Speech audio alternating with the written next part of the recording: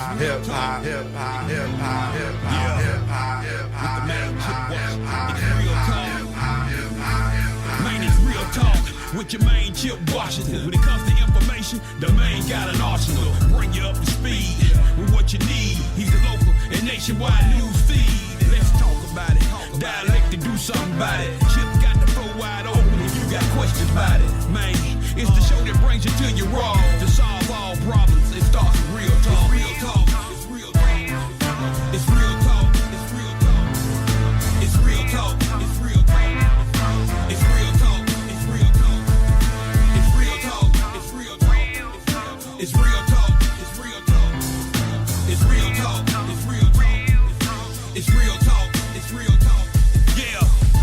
Welcome to Real Talk with your host, Chip Washington. It's real talk. It's real talk. It's real talk.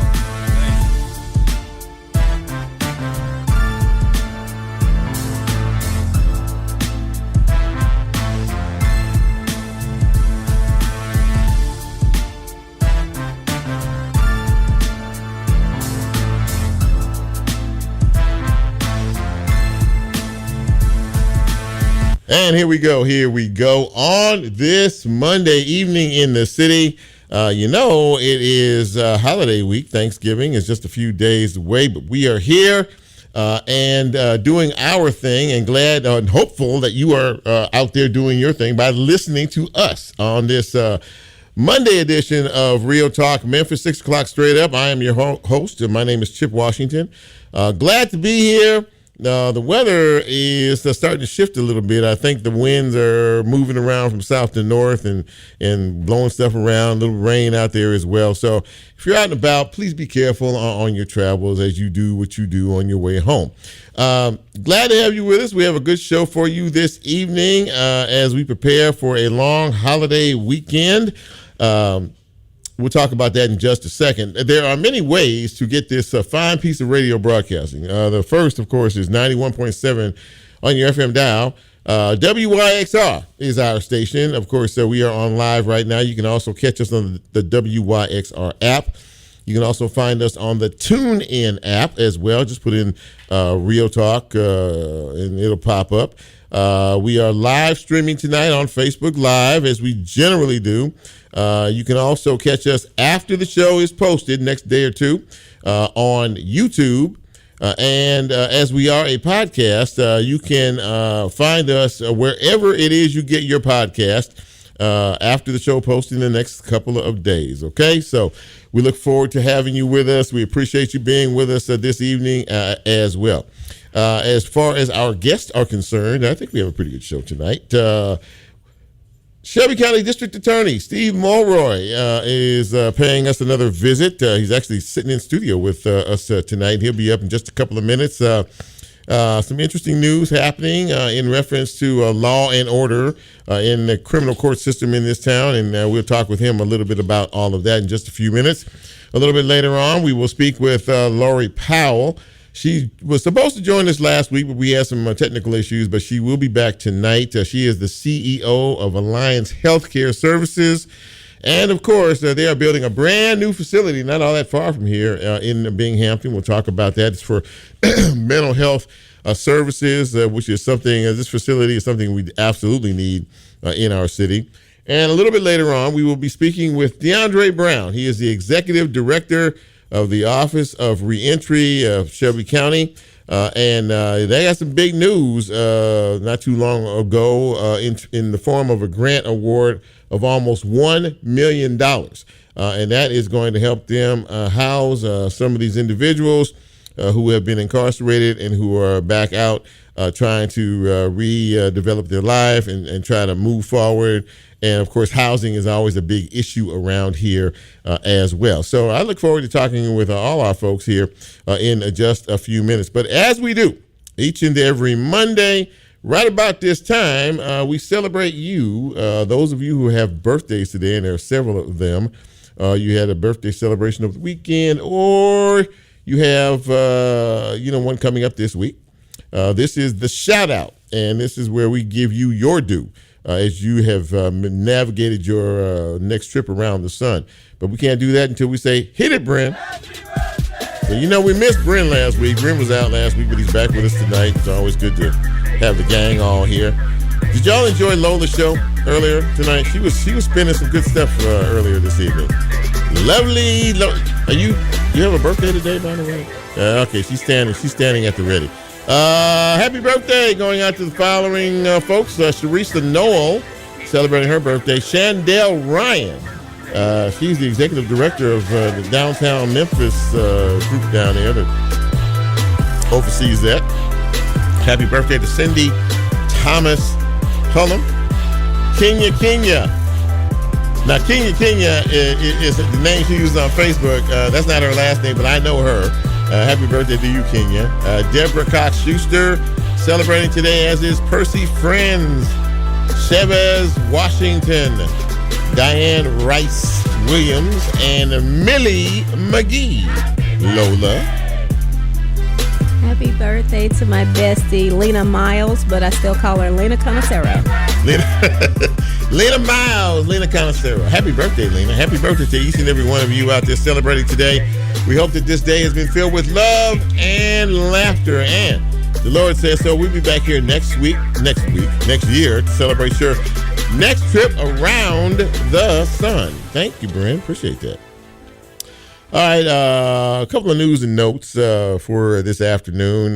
National news, Special Counsel Jack Smith, who was overseeing the case against President-elect Donald Trump, will be looking to end that. Of course, all of these legal entanglements that the soon-to-be next president is facing are going to be dropped now because he's going to be the president of the United States. We're talking about, of course, the missing and mishandling of sensitive government documents case against the president-elect. He's also going to request to dismiss the case to overturn the 2020 election. So, no prosecutions for the next 4 years, at least, while the president is in office. There's an investigation into a murder that happened, last couple of days of a 21-year-old Israeli man working here in Memphis, and his plan apparently was to work here for a while and then to return to Israel. He was lured to a house and apparently robbed and shot and killed. Unfortunately, police are not saying whether this is a hate crime or not, but they are looking into it, and the investigation into that case continues. It's sad when things like that, happen in and around our city and our community.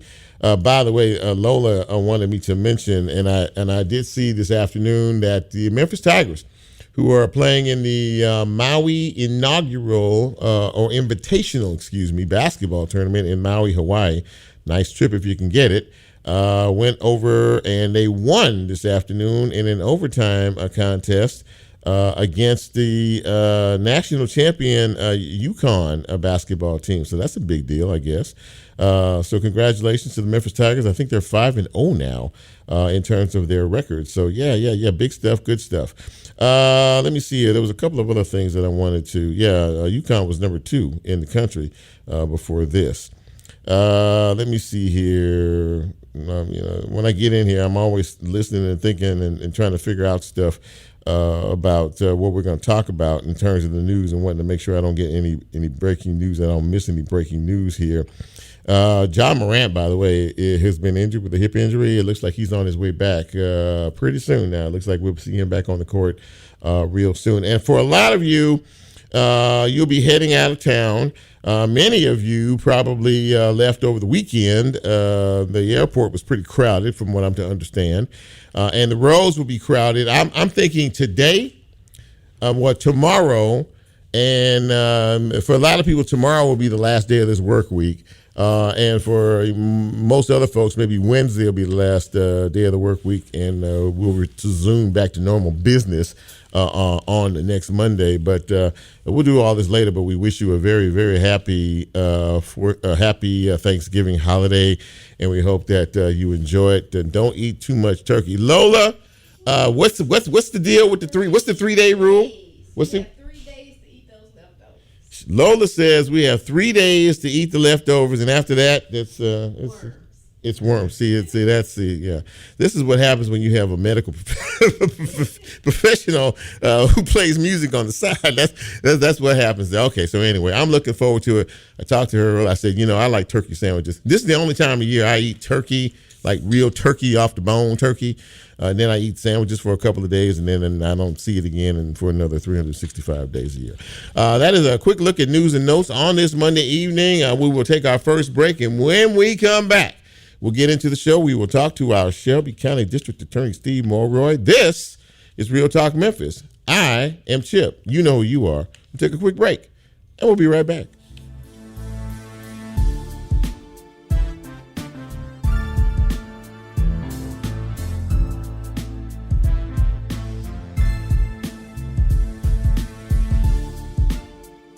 If you like Real Talk, here's a way you can get involved. Do you have a show topic idea or suggestion? Want to be considered a guest or have a guest idea? Then send Chip a message on his Real Talk show page and you can be a part of the Real Talk experience. So as he always says, go out and tell somebody. We'll be right back.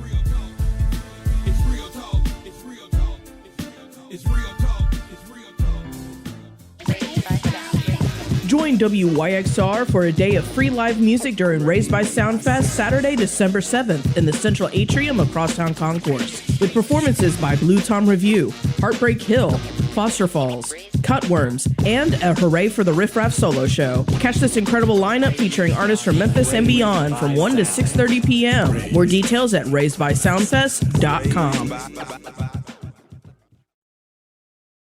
Acoustic Sunday Live, now in its third decade, is proud to support WYXR and to present the Concert to Protect Our Aquifer, taking place at 7 p.m. on Sunday, December 15th at First Congo Church, located at 1000 Cooper Street. Performances by folk and songwriter legends Tom Rush and Steve Forbert, Shakura Saida, and Tim Easton, with special guests Ann Harris and Marcellus Simeon. More information at 901-237-2972 or acousticsundaylive.com. Support for WYXR, including our 2024 Raised by Sound Festival, comes from Across the Board Catering. Across the Board can help cater your next event, from luncheons to weddings and everything in between. More information at eatacrosstheboard.com.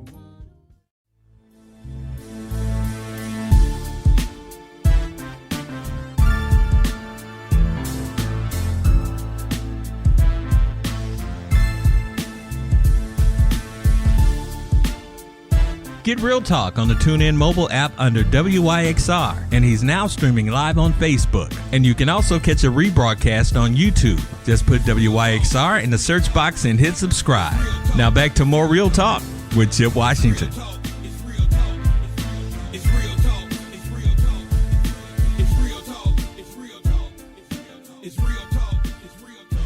And welcome back to Real Talk Memphis on this Monday evening in the city. Chip with you. Very happy to have you along for the ride. If you are for the next little bit until 7 o'clock, of course, we're always glad when we look down on Facebook Live line, see you all watching, and wherever you're listening and catching us at, we really, really appreciate it.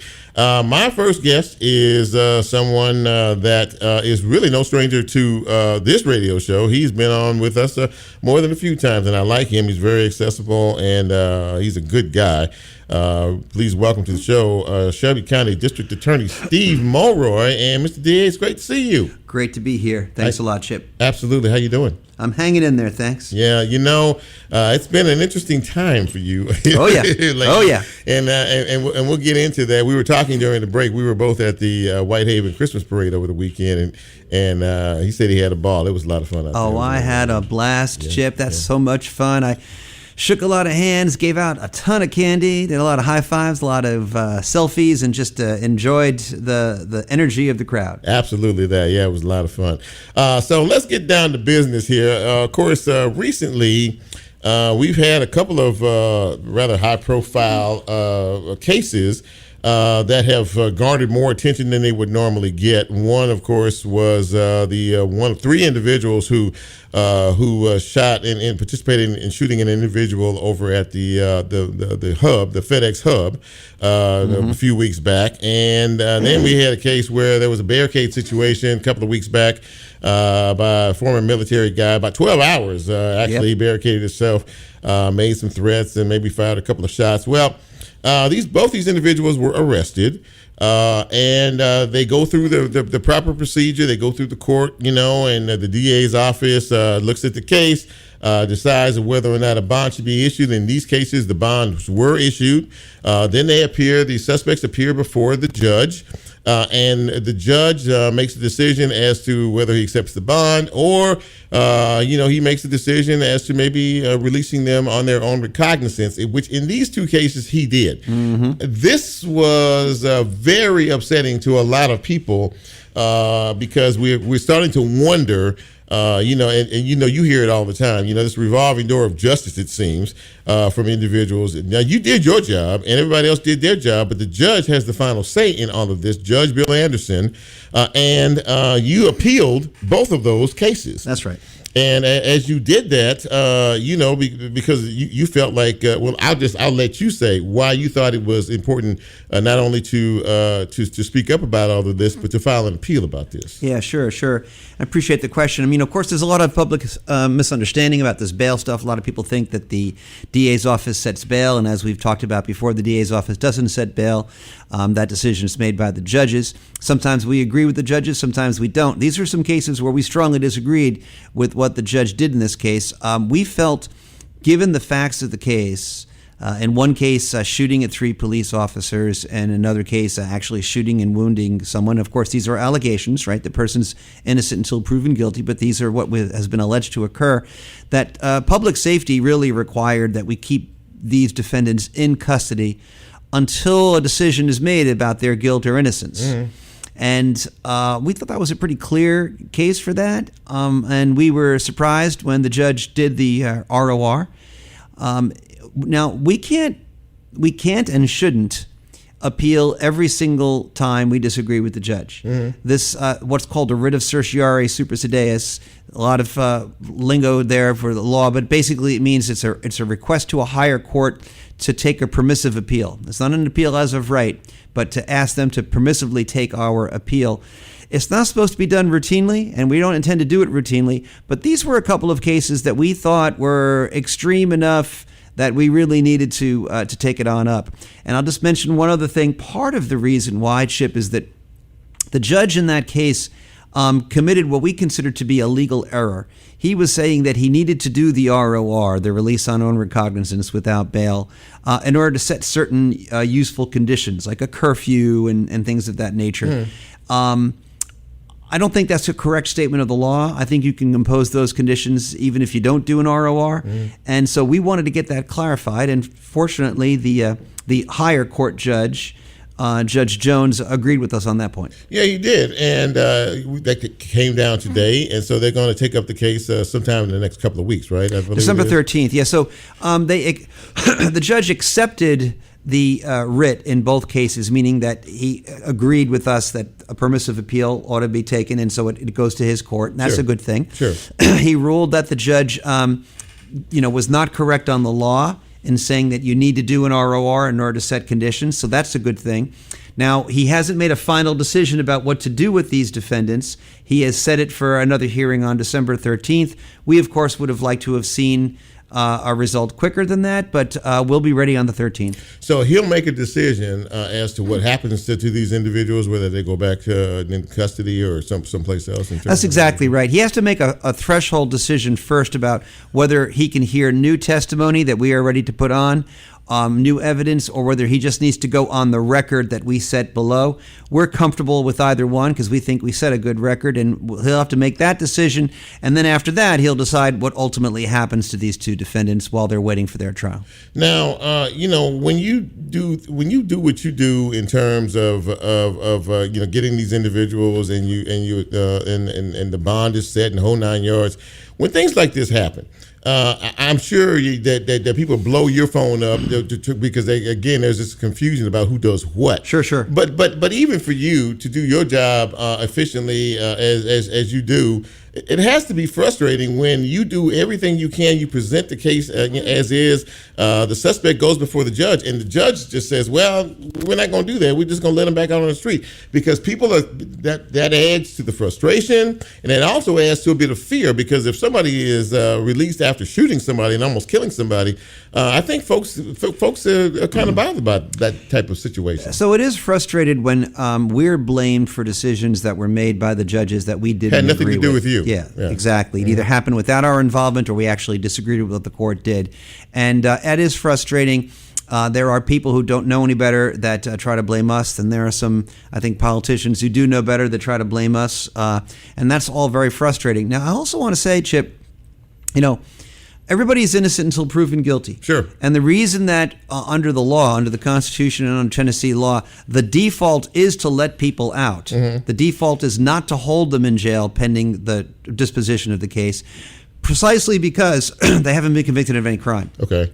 So the judge has to strike that balance between, defaulting to letting people out because they haven't been convicted, maybe with some conditions, but then if the judge is convinced that there is a danger to the community, the person may reoffend, or there's a risk of flight, the person may not show up for their next court date, then you can go away from that default and impose a high bail and try to keep them in a jail. We don't think that's the norm, but we think there are lots of cases where that's required, and these were two clear cases for us. In terms of the sort of blowback on all of this, am I correct when I say that someone in the Tennessee legislative leadership is taking a look at this? Is somebody looking? Even they're starting to question this, and they're looking at this. Am I right about that? Yeah. Well, Speaker Sexton has supposedly said he was directing his staff to take a look at Judge Anderson's cases. Right. I'll just say this. It's always good in order to make sure we do everything we have to do to ensure that public safety is given adequate consideration in these cases, because that's got to be the bottom line for us is public safety. It's a different question about having the legislature talk about removing somebody and overturn an election. We need to be very careful about that.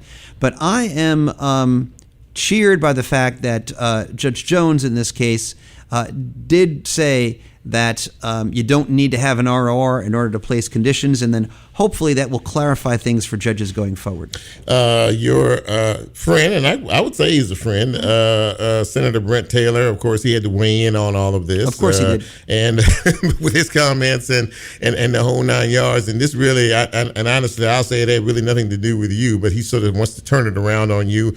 We had this conversation last time. He's trying to, gin up something to have you removed from your position. You're an elected official, and it's going to be pretty hard to do.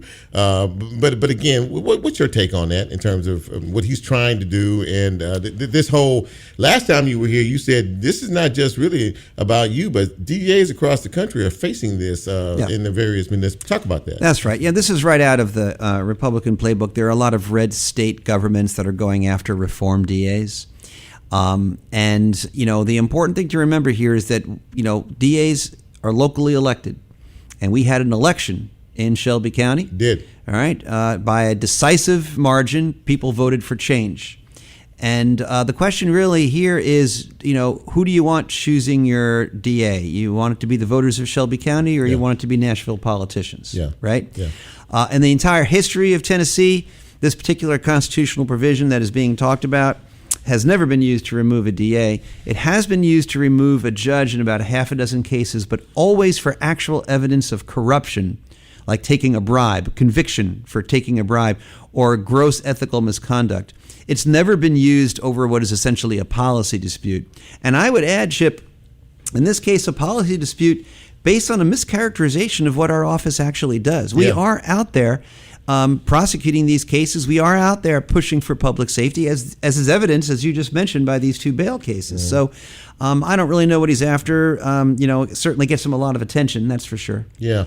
And I think, public confidence, and I've talked a lot here recently about the last election and the referendums. Gun control is a number one priority here. Yes. And we all want it. And on the ballot, the three referendums that talked about it were overwhelmingly passed. I mean, this wasn't even close. Yes. And so now we have but now talking about the state, we have to deal with the state. The state's going, well, that's fine, but state law overrides local municipalities. But how do we? I think, in my opinion, that people in Memphis have spoken loudly about how important this is to us. Sure. Whether or not it's important to them up there or not. How do we continue to get the attention? I mean, because they seem to ignore everything that goes on down here in Memphis and Shelby County, and I know this got to be frustrating. But how do we?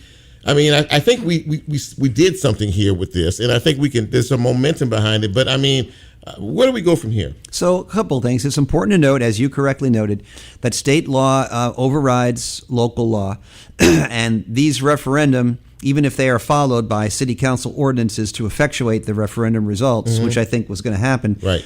They won't be able to be legally effective unless and until the state changes the law and lets it become legally effective. And I think everybody on all sides understands that, right? Yes. So really, the final call is the states. I will say this. The referendum results perhaps will embolden our local state legislators, both Republican and Democratic, from Memphis and Shelby County to try to explain to the state government that the way guns work in rural areas in Tennessee is just not the same way that it works here in urban areas. Right. And we are flooded with guns in Memphis and Shelby County, as we are in other urban areas. Sure. And if maybe we could just have a little flexibility where the urban areas could kind of opt out and just go their own way with like a local option thing. We're not trying to change state law across the state, but if we had a little bit more flexibility at the local level, that might be good. What is the disconnect? And you've been in this game for a long time, and I mean, but what is the real disconnect between the legislative body up in Nashville and Memphis and Shelby County? Because there's clearly a disconnect, and I think all of us feel it and all of us know it. So, how do we? Yeah, part of it's partisan, right? So we've got a blue dot in a red state here in Shelby County. Part of it is a rural versus urban. The majority of the people in the state Senate and the state House come from largely rural areas, and they have different problems and different perspectives than us. And I think part of it is just that there are a number of people in the state legislature who, have a very strong Second Amendment orientation and always have. Now, I taught constitutional law. I respect the Second Amendment. I respect the individual right to own a firearm. But there's nothing in the Second Amendment that says that you have to have a right to carry assault weapons whenever you want. There's nothing in the Second Amendment that says that you can't have a red flag law where there's proper due process. Nothing in the Second Amendment says that you can't have a requirement of permits and safety instructions before you give people handguns. No less a person than Justice Scalia said that himself in District of Columbia versus Heller. Right. A landmark case recognizing an individual Second Amendment right to own a firearm for self-defense. Controversial at the time, but nonetheless, even in his opinion, he said, we're not saying that you can't have reasonable regulations of gun ownership. And I think these things that we're talking about are, in fact, reasonable regulations. And I hope the state government will listen with an open mind to that argument. Back to what we were talking about with these two individual cases, do you think that you making this motion and the judge accepting, and the higher court accepting this, do you think this sends a message, in some way to the local, judges here? What do you think could come of this? I certainly hope that's the case, Chip. I mean, at a minimum, by clarifying that you can set conditions even when you have a bail, even when you have a bond, that you don't have to do release on recognizance, ROR, in order to do conditions. If that message filters down to all the judges, particularly this particular judge in these two cases, I think that will really help a lot. It's my hope that with this result today, and then hopefully if there's another favorable result on December 13th, that message will filter down, and we'll see less of these controversial bail decisions going forward. Listen, good work. You have a big year in 2025 coming up. You have a big state trial, as we all know, with the Tyree Nichols situation. Yeah, we were just in court this morning on that. I was just in court this morning on that Tyree Nichols case. Yeah, one of the officers, I guess, is going to separate himself from the others in terms of this because they feel like he's. That's right. Yeah, that's right. Well, you ready? Yes, we will. We are ready, and we will be ready on April 28th. Absolutely. District Attorney, Shelby County District Attorney Steve Mulroy, thank you for coming by, man. It's good to see you. Always a pleasure, Chip. And I really appreciate your time and appreciate all the work you're doing. All right. Take care now. Listen, everybody. Yeah. Happy Thanksgiving. Happy Thanksgiving. Absolutely that. Thank you, Mr. DA. We appreciate Steve Mulroy being with us this evening. Good information, good stuff. Let's take another break. And when we come back, we will continue on the this Monday edition of Real Talk Memphis. I'm Chip. Don't go away. We'll be right back.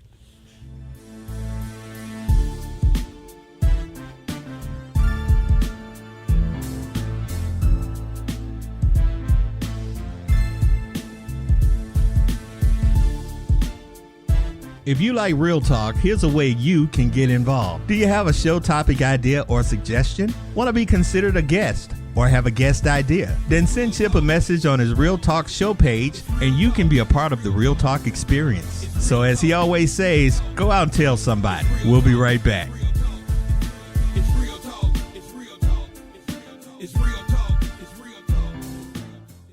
Support for WYXR, including the 2024 Raised by Sound Festival, comes from Flipside Asia, a food truck and catering company started by two siblings who were born and raised in Memphis and lived in Asia. Flipside Asia serves fresh, authentic Asian recipes in the Memphis area. Asian flavors, Memphis made. More information at flipsideasia.com. In today's fast-paced digital world, support for community radio can't be raised by sound alone. St. Francis Elevator Ride is proud to support Raised by Soundfest by making it an experience you can't just hear, you can see. Want to reach a passionate audience who loves Memphis's arts and music scene? Sponsor WYXR and connect your brand with the city's creative community. More information at wyxr.org/sponsorship. Want to make a big impact without getting lost in a big system? Join Youth Villages to be a force for families while becoming part of one. Help make positive changes on a national scale, one community at a time. It takes a family to transform lives. Start with yours. Apply now at youthvillages.org/careers. Programming on WYXR is brought to you by a grant from the FedEx Arts Program, providing grants to arts-focused organizations to strengthen the Memphis community through the arts and in alignment with FedEx's charitable priorities of access and stabilization. I'm Patrick Tamburino, host of the Techno Strategist podcast. Join me as we navigate the ever-evolving world of IT managed services and beyond. We'll explore everything from selecting the ideal tech partner to the forefront of cutting-edge technologies, all infused with my own unique perspective and hopefully a touch of humor. Don't forget to tune in to the Techno Strategist on the WYXR Podcast Network. For more information, head over to wyxr.org.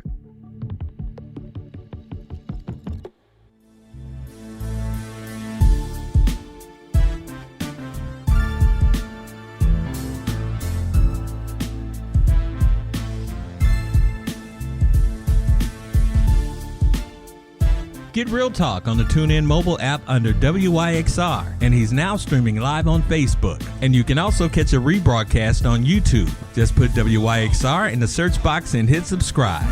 Now back to more Real Talk with Chip Washington.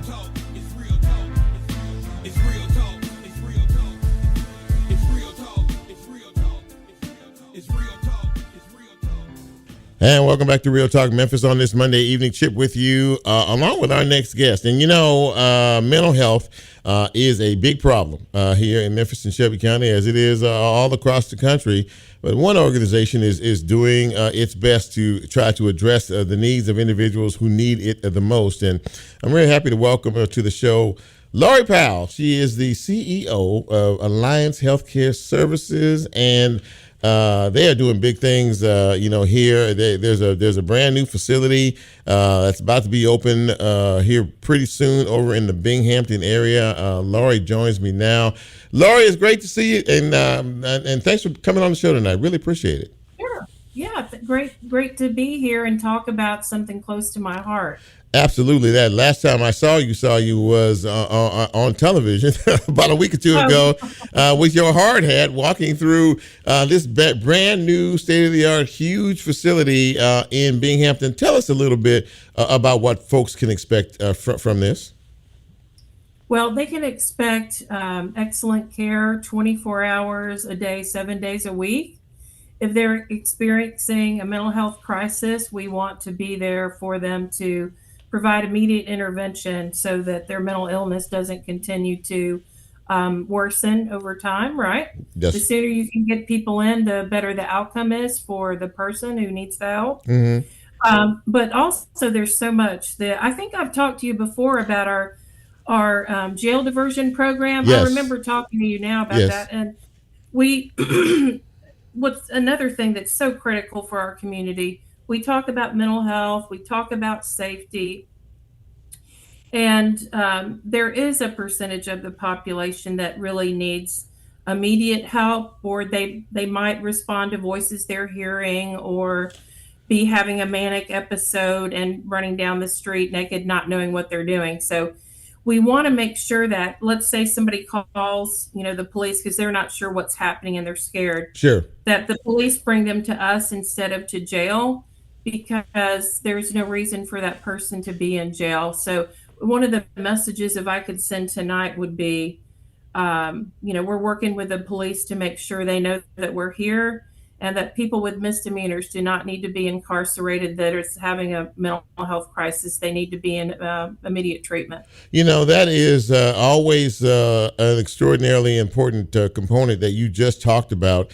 But I guess for a long time here, there weren't many facilities available. And I'm so happy that your organization is working with the police department, because you're right. Folks who are having mental health episodes do not belong in a jail cell. And I think that because of the awareness that your organization is creating and others are talking about, I think more and more people are beginning to understand that. Am I saying that right? Do you think? Do you agree with that? You're saying it right. And I think in our community, Chip, one of the things that excites me, I know you know Pastor Diane Young. I do. We talk about things, how we can work together in the community. It's about community work. It's about community partnership. And I think you come in contact with people you're supposed to know and help, because there's so many people doing good that care about, the work, like her suicide in the Black church. Yes. Yes. Commissioner Caswell talking about adverse childhood experiences. Right. And of course, he's a close friend of mine, and we started doing things together in Fraser. We just have to get together and see what we can do to lift this city up. And one of the things that I'm excited about is, and I can come on your show when that's ready to open up, but the Children's Center will be open up in a year after the one for the adults opens up. And we're calling it our Wellness Campus, because I think there's a misconception that people just need to come get help when they're suicidal or homicidal. No, we actually want to see people before they get to that point. Go ahead. No. You go ahead. I was just going to say that's extraordinarily vital. When I did hear about that you're opening up a center for young folks. How critical?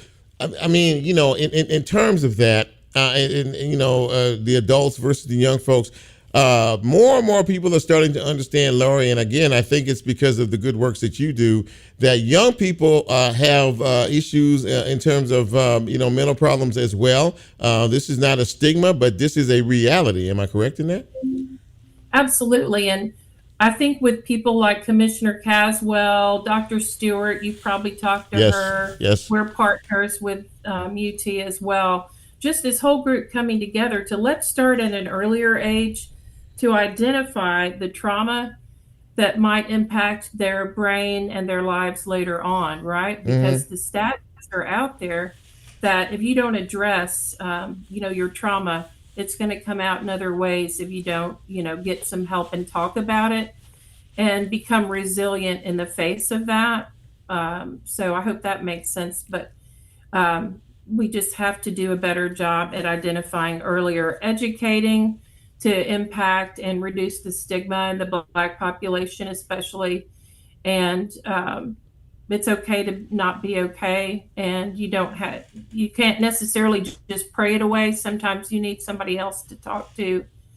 And so I just keep saying that message, and I'm sure you hear that from others too. And we want to be in the church. We want to be in the churches. So that's why we do what we do with Pastor Young. Yeah, she talks about that all the time.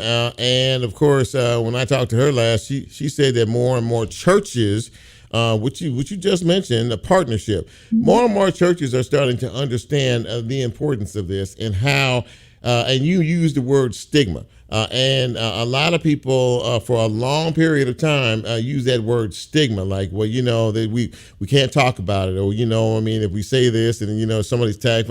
But I mean, these are real people who are having real problems, who are going through real crisis situations. And that is why this is so vitally important. And you keep talking about the partnerships.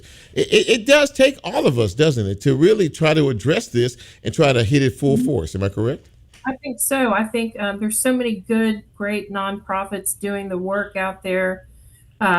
We just want to be partners and help solve the community issues and reduce the stigma. And what I'm saying is through any door that you need help, we need to be there instead of everybody just coming to us, that old medical model.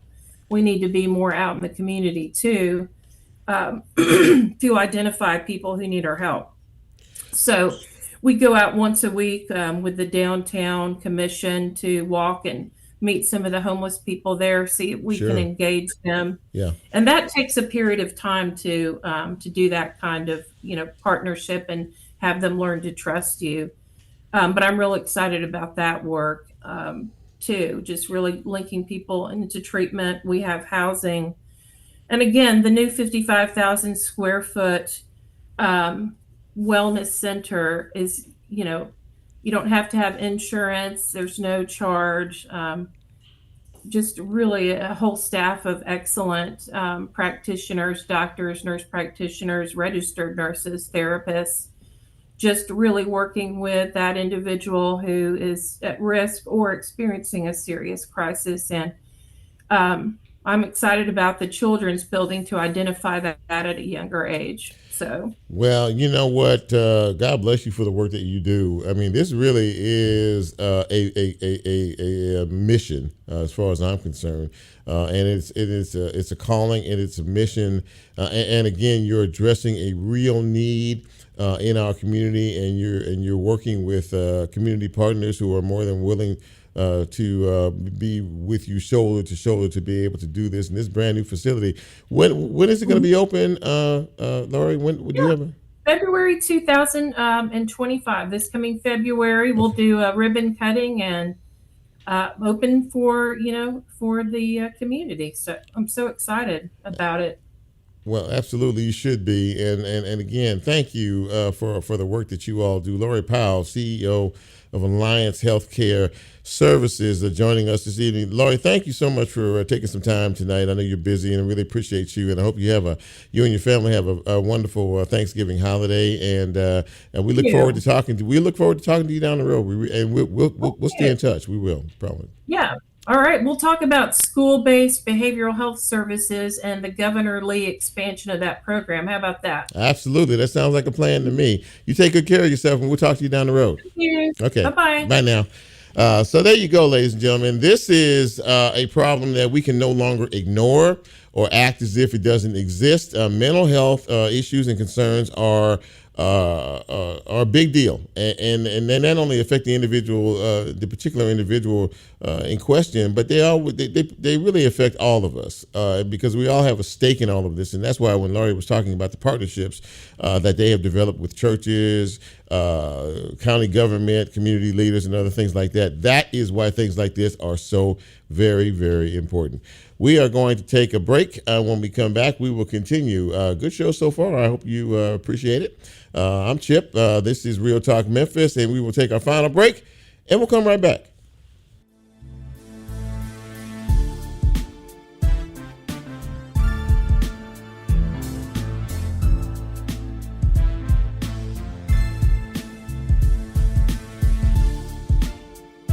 If you like Real Talk, here's a way you can get involved. Do you have a show topic idea or suggestion? Want to be considered a guest? Or have a guest idea? Then send Chip a message on his Real Talk show page and you can be a part of the Real Talk experience. So as he always says, go out and tell somebody. We'll be right back.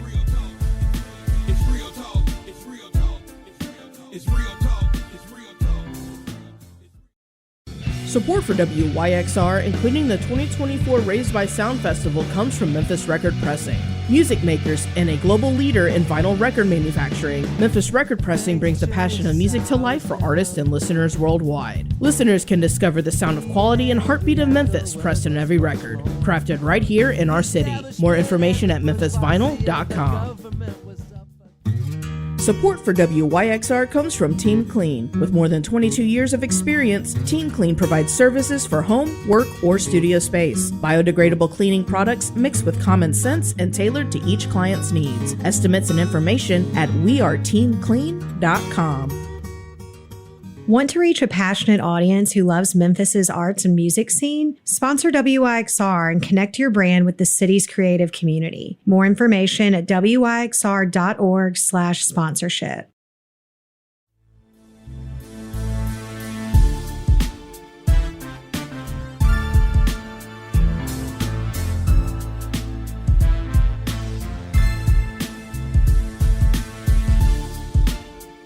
Get Real Talk on the TuneIn mobile app under WYXR, and he's now streaming live on Facebook. And you can also catch a rebroadcast on YouTube. Just put WYXR in the search box and hit subscribe. Now back to more Real Talk with Chip Washington.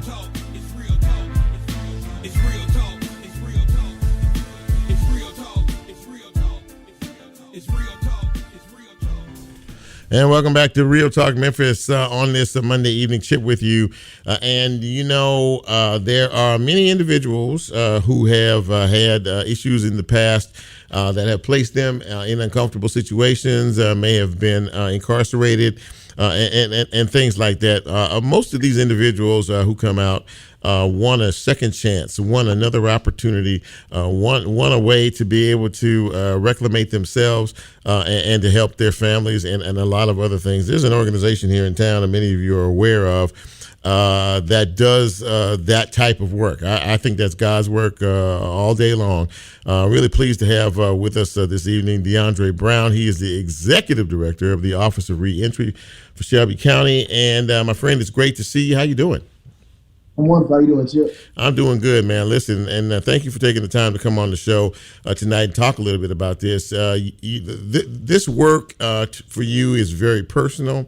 You have seen individuals, and I think probably, and I don't want to put words in your mouth, but one of the most rewarding aspects of all of this is see individuals that come to you that may have been broken, and who are just looking for an opportunity to try to get themselves together and try to be productive members of society. How rewarding is the work that you do on a daily basis?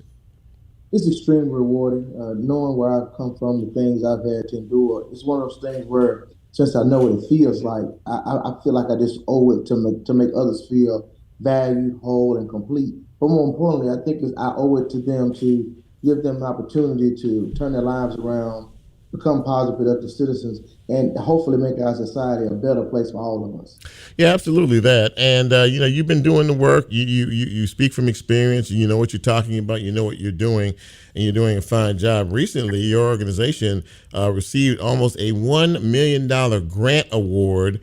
Tell us a little bit about that and what the plans are in reference to it. Yes, sir. This year, we made housing at the Shelby County Office of Reentry our priority for the year, along with establishing our Shelby County reentry system. So since housing was going to be our priority, we wanted to seek out ways to find opportunities to not only gather resources to make sure individuals that were coming home had some safe, clean, healthy places to live, but also come up with a Shelby County reentry plan that allows individuals that allow organizations to attack this housing monster from different levels. So our plan is going to have 3 tiers at the end of our 3-year demonstration project. We're going to look at emergency housing, transitional housing, and permanent housing. Okay. But this award allows us to have housing vouchers to give up to 20 individuals housing for 6 months. So we can get each year to get them to the point where we can do the research with the University of Memphis to see what's the best approach when it comes to housing. Is it giving someone a voucher? Is it helping someone find their own place to live? Is it doing nothing but giving them wraparound services? So we want to use data to drive how we move forward. Yeah, that's an amazing component in and of itself. Obviously, you have been doing the work that got the attention of the individuals that the grant award came from. It has to make you feel gratified to know that people are paying attention to this. This is a big deal. And I think that a lot of folks sort of take for granted that these folks who have gone through some issues in their lives, that they're just someone to be thrown away. Your organization picks these guys up and these folks up, and again, you drive them to success. You let them know that we all make mistakes, but that doesn't mean that we can't overcome the mistakes that we have gone through in the past. And again, housing is a big issue, DeAndre. I don't think people really understand how difficult it is in the housing situation here in Memphis and Shelby County. Talk a little bit about that. It's extremely difficult. When you think about the vulnerability of a person coming home from incarceration, especially someone that really wants to turn their life around, and they have to go back to that same environment, their breed, their behavior that caused them to be incarcerated in the first place. It's virtually impossible if you don't change your environment to change how you're going to navigate life, because when you come home, you're different. You're a stranger to your family's a stranger to you. You have to get reacclimated to one another, but you're still around those things that triggered you in the first place. So this award would allow us to give men the opportunity to be safe, to be, if you will, in a cocoon that allows them the opportunity to see life from a different perspective and get the training necessary to become positive citizens. And you mentioned how important this is and how mind-blowing it is when you consider the fact that this grant award comes from the United States Department of Justice. Yes. I'm the one that created the application. I'm the one that put the paperwork in, and I have a federal number from the Department of Justice. So the people that had me incarcerated are now granting us money and funds to turn other people's lives around because they've seen the value in their work themselves. That's it's extraordinary, the work that you have done. I'm just so proud of your efforts, and you're really on point now. You're trying to take this even to a greater level as we end this year pretty soon and move into 2025. I know you're a man of vision, and you're a man looking ahead down the road. What does your agenda look like in terms of some of the priorities that you would like to see in 2025? Next year, our priority is going to be transportation. We're going to try to figure out a way to create a reentry system of transportation that allows individuals that are in our network to get to the places they need to go in a timely manner without having to rely on public transportation. It's going to be a large animal, but if we can tackle housing, I'm sure we can tackle transportation. Well, listen, man, I tell you this, I'm extraordinarily proud of the organization. I'm extraordinarily proud of the work that you and your wife do. Real powerhouses in this community, man. And again, congratulations on this grant award. I know that it will be so beneficial for so many who need it. And again, man, continue this. This is God's work that you're doing, and for you both, and continue doing what you're doing, man. And more importantly, being a difference and being a light for many people who are coming out of the darkness. Really, really love you, man. Really appreciate everything that you have done for so many. Thank you for coming on the show tonight. Really, really appreciate it. Memphis will be safe again. What'd you say? Say it one more time. Memphis will be safe again. We are committed. There you go. Absolutely that, my friend. Thank you, man. And say hi to your wife for me. We really appreciate it. Okay. Thanksgiving. All right, man. You too. Have a happy Thanksgiving. Thank you. DeAndre Brown, ladies and gentlemen, Executive Director of the Office of Reentry for Shelby County, and doing some amazing work. This year is housing, he said, and next year is transportation. He's got a vision. He's got a heck of a program, and obviously the Department of Labor recognized their efforts, and that's why they got almost $1 million grant. Very, very proud of that organization. Well, that about wraps it up for us tonight. Really glad to have our guest here, and glad to have you all here checking us out. And of course, if you like what we do, please tell folks. We're going to try to move on through here. The rest of we only have a few more weeks left in the year, ladies and gentlemen. rumor has it that Lola's going. Lola's our travel agent around here. Lola goes everywhere, and so she's going to be traveling again during the holiday season. Brent and I will be around here in Memphis, and picking up stuff and just collecting and stuff. Look at you. Well, listen, ladies and gentlemen, I wish you all a very happy and healthy Thanksgiving. We have a lot to be thankful for. I have a lot to be thankful for, not only with just living life on a daily basis, but family and home, and of course my folks here. I love coming to work every Monday evening. I don't consider it work. Lola and Bryn, they're like my family, and I really truly appreciate them and everything that they do to help keep us doing what we need to do each and every Monday, which is try to inform you. And as Bryn plays us out, again, I wish you all a very safe holiday season. If you're traveling, please be careful out there. Tennessee Highway Patrol is going to be earmarking Interstate 40. So if you're driving up and down Interstate 40, I would advise you to watch your speed and take it easy out there, okay? But more importantly, just enjoy yourself. Enjoy the fellowship of family, and understand what the reason is for the season. We give you thanks for everything and all.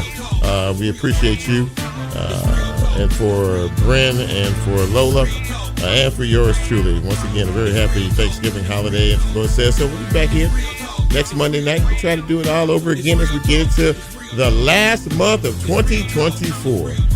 So until then, until next time, be safe, God bless, and we are out.